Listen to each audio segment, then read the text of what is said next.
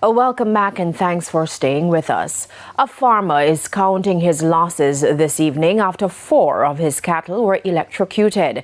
The incident happened in Chester Castle, Hanover last Friday. Now, while residents are leveling blame at the Jamaica Public Service, JPS, the JPS says the issue stems from illegal connections. Sandy Williams explains.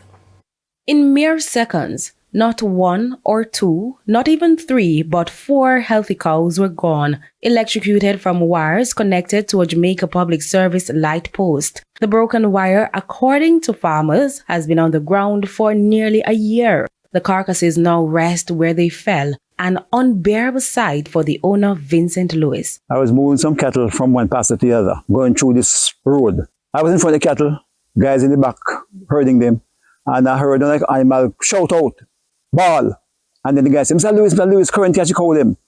When I turned back, 4 of them on the ground dead. For Mr. Lewis, his animals were not just livestock. They were his livelihood, his hard work, his pride. Now all that remains is loss and frustration. Mr. Lewis, still reeling from the event, is in shock. His workers, too, are shaken, haunted by the sight of their animals' tragic end. As I passed the wire there, it could have killed me too, and my workers. And they work no. Unfortunately, nothing happened to them. Go around that one time I passed it here and I never know say it live. And it could happen to me because I step on it and I never know say it live. And the main thing is slackness. And I look good because I'm a one person pass here. And we could have passed here and the current kill you and I wouldn't rat out a man come find it down here.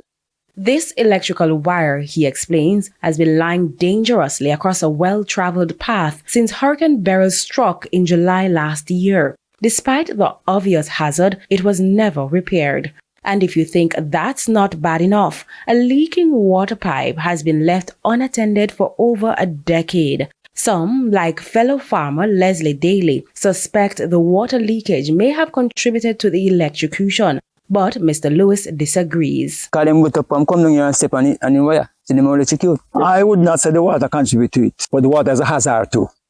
To him, this is simply a case of negligence, one that could have cost human lives just as easily as it did his animals. And the water issue, it's a burden the community has carried for years. Many residents have no running water, yet their pleas to the National Water Commission have been met with silence. And them know, and then come and look at it and tip away and sometimes them bung it and leave it. And they know say it won't solve and nobody solve it. Mr. Lewis reached out to the Jamaica Public Service hoping for answers, for accountability, at the very least for immediate action to remove the deadly wire. Instead, he was given a number to call back. Now he's demanding more than just repairs. He wants compensation for the animals he lost. When contacted, Director of Corporate Communications at the JPS, Winsome Column, says preliminary reports indicate that the broken wire had been illegally connected to its utility post. Sandy Williams, TVJ News.